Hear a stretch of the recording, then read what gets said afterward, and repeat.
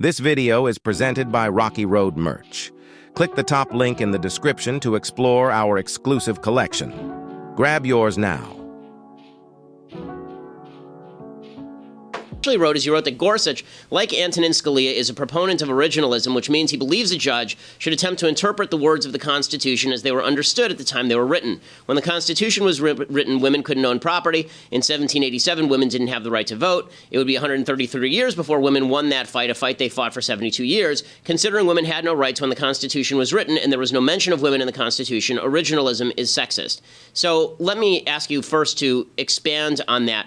Is it the Constitution that's sexist or originalism that's sexist or both? It seems that when it comes to women's rights, originalist perspective tends to side on the air of always looking backward and not looking at current day. Because if you're looking, if I wrote a piece of legislation 10 years ago and I said to you, okay, you and I write a piece of legislation today, right? And we use the language of today. We mean something by that language. In this conversation, somebody will read this 100 years from now, and we will have meant what we're saying to each other. We understand what we're saying. If somebody wants to read what we're talking about today, and then it turns out that all the words that we're using now mean the reverse because things have changed, did our conversation mean the reverse of what it meant, or does it mean what we're talking about right now? Words have meaning at the time they are said, and to try and read new meanings into old words just because, quote unquote, times have changed, you can end up with some really bizarre results. I mean, and the problem here is that, you know, you may not like what Neil Gorsuch is trying to do, but at least it's a rule of interpretation.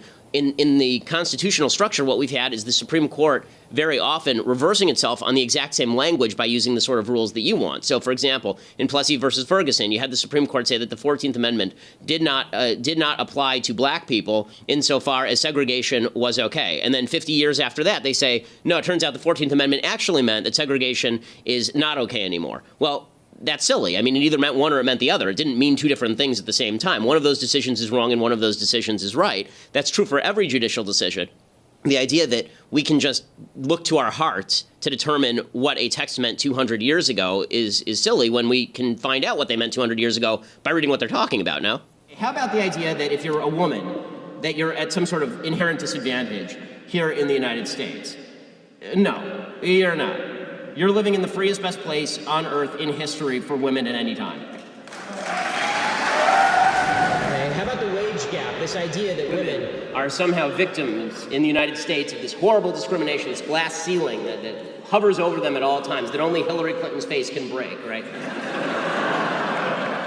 The fact is that in 147 out of 150 of the biggest cities in the United States, women make 8% more than men if they are single and unmarried and have the same degrees. They earn more than men.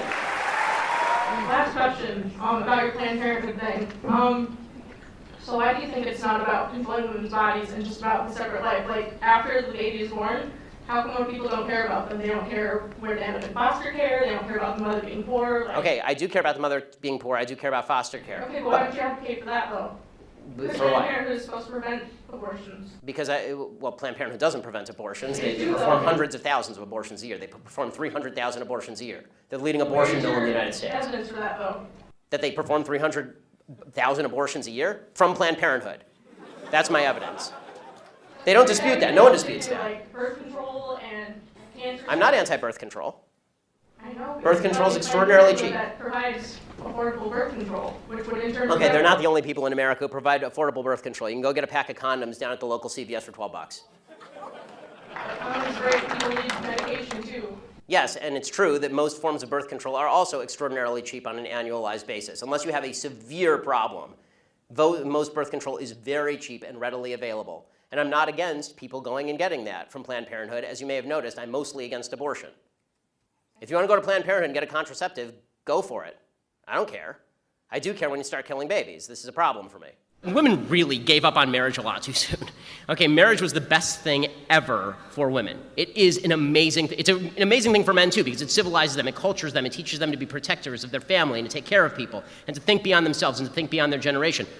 Women gave up in marriage a way to teach men to do those things. And also, women gave up the idea that a commitment was going to come along with this intimacy. And let's be real about this. I mean, every scientific study ever done has shown that women actually do have better sex in the context of committed relationships. All of the crap that you see in Cosmo magazine about sleeping with 100 guys and being sexually happy is just garbage. It is just sheer unadulterated garbage.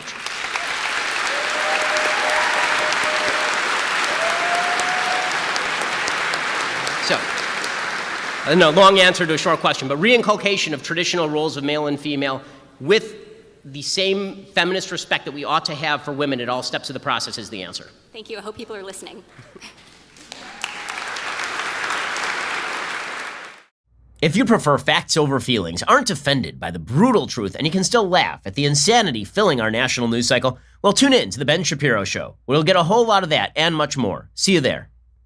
Do you think that women who voted for Hillary, women who have strongly supported the feminist movement and supported the left, are feeling disenfranchised given the current climate of sexual brutality and oppression brought to light in Hollywood recently? No, I think they're just going to blame the same people they always blame because we're all in our own little bubbles. Should they feel disenfranchised? 100%. Because in a society that treats sex as transactional, in a society that basically reduces sex to any sort, just a physical transaction that is based solely on consent, it makes it very difficult to explain why it is that the casting couch in Hollywood is bad per se. Right? There's actually, feminist theory says that it's bad because of power imbalances, but the sort of libertarian culture of the left suggests that power imbalance doesn't have anything to do with it. If I feel like trading my body for a part in a movie, well, that's my business. And if you say differently, then you're slut-shaming me. Right? So that's, well, you can't really have it both ways. Either it's bad or it's not bad.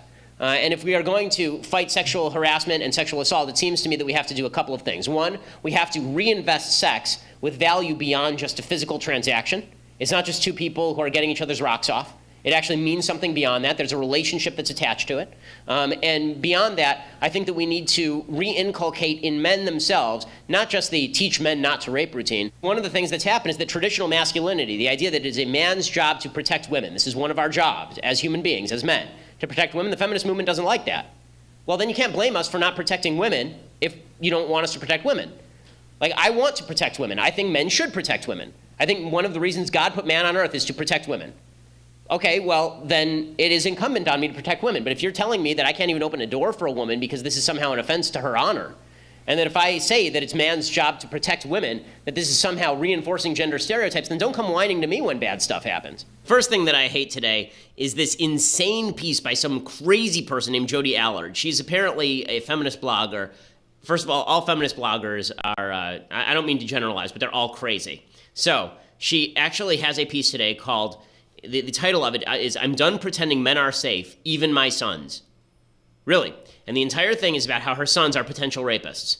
She says, "I have two sons. They're strong and compassionate, the kind of boys other parents are glad to meet when their daughters bring them home for dinner. They are good boys in the ways good boys are, but they are not safe boys. I'm starting to believe there's no such thing."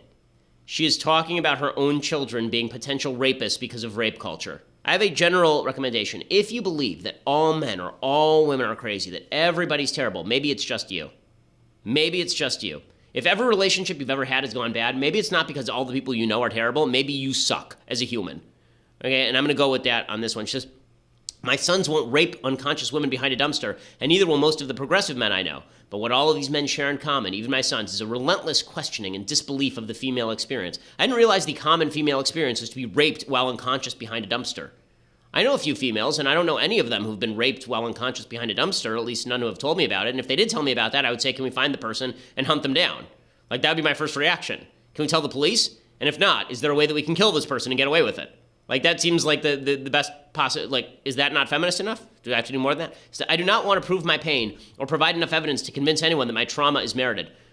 Okay, if you accuse someone of rape, you might have to provide evidence of actual rape. Like, you shouldn't just be able to accuse anyone of any crime. Totally insane. Totally insane. Child Protective Services needs to show up, like, right now at this lady's door. Thank God it sounds like her sons are getting old enough that they get to leave home. Leave now. Leave now, okay? I will try to find a way to put you up in your own apartment. Seriously. So what you actually